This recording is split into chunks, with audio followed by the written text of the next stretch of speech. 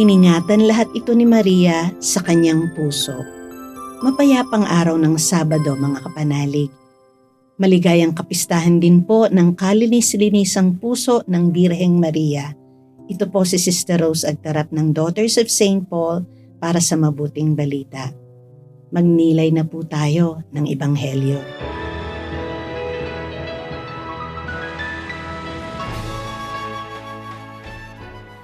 Pumupunta taon-taon sa Jerusalem ang mga magulang ni Jesus para sa piyesta ng Paskwa. Kaya't nang mag-12 taon na siya, umahon sila tulad ng nakaugalian para sa pagdiriwang. Subalit nang umuwi na sila pagkatapos ng mga araw ng piyesta, naiwan sa Jerusalem ang batang si Jesus nang hindi namamalayan ng kanyang mga magulang. Sa pag-aakalang kasama siya ng iba pang mga kasamahan, maghapon silang nakipaglakbay at noon nila hinanap ang bata sa mga kamag-anakan nila, mga kakilala. Nang hindi nila siya matagpuan, bumalik sila sa Jerusalem sa paghahanap sa kanya. At sa 3 araw, natagpuan nila siya sa templo, nakaupong kasama ng mga guro at nakikinig at nagtatanong sa kanila. At namangha sa kanyang talino at mga sagot ang mga nakarinig sa kanya. Nagulat ang kanyang mga magulang pagkakita sa kanya at sinabi sa kanya ng kanyang ina, Anak, bakit mo naman ito ginawa sa amin? Nagdusa nga ang iyong ama at ako habang hinahanap ka namin. Ngunit sinabi niya sa kanila, At bakit niyo ako hinahanap? Di ba niyo alam na dapat nasa bahay ako ng aking ama? pero hindi nila naintindihan ang sinabi niya sa kanila. Kaya bumaba siyang kasama nila pa Nazaret at patuloy siya sa pagiging masunurin sa kanila. Iningatan naman ng kanyang ina ang lahat ng ito sa kanyang puso.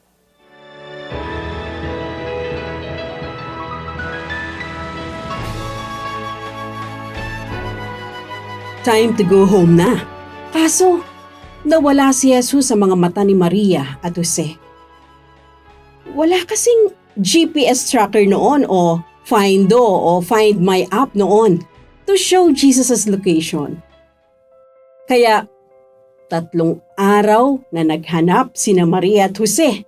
Si Jesus naman, dahil nasa edad ng pagiging dynamic na kabataan, nag-enjoy siyang makihalubilo sa kalipunan ng mga guro sa templo. Nang matagpuan ni Maria at Jose si Jesus, itinala ang unang binigkas na wika na karunungan ni Jesus. Hindi nga ba? Dapat nasa tahanan ako ng aking ama? Doon na-confirm ni Maria. Ang Diyos Ama ang pinanggalingan ng kanyang anak. Gampanin naman niya ang maging abang ina at lingkod. Iningatan niya sa kanyang puso ang katotohanan ito. Ngayong kapistahan ng kalinis-linisang puso ng ating Inang Maria, kilalanin natin ang pagtanggap ng puso ni Maria sa karunungan at katotohanan. Matatagpuan natin ito kay Jesus na kanyang mahal na anak.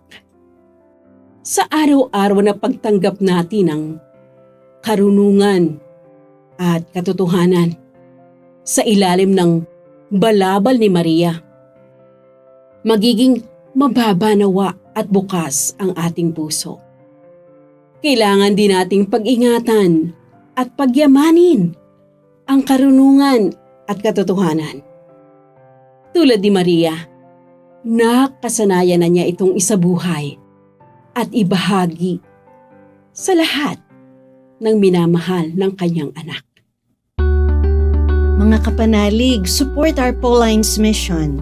Subscribe, like, and follow Paulines on our social media accounts. Donate through our donations channels to help us continue our ministry. Ipadala po ninyo ang inyong mga intensyon at kahilingan at makakaasa kayo na isinasama namin kayo lagi sa aming panalangin araw-araw. Ito pong muli si Sister Rose ng Daughters of St. Paul na nagpapaalala ng bilin ni San Pablo. Magalak kayong lagi sa Panginoon.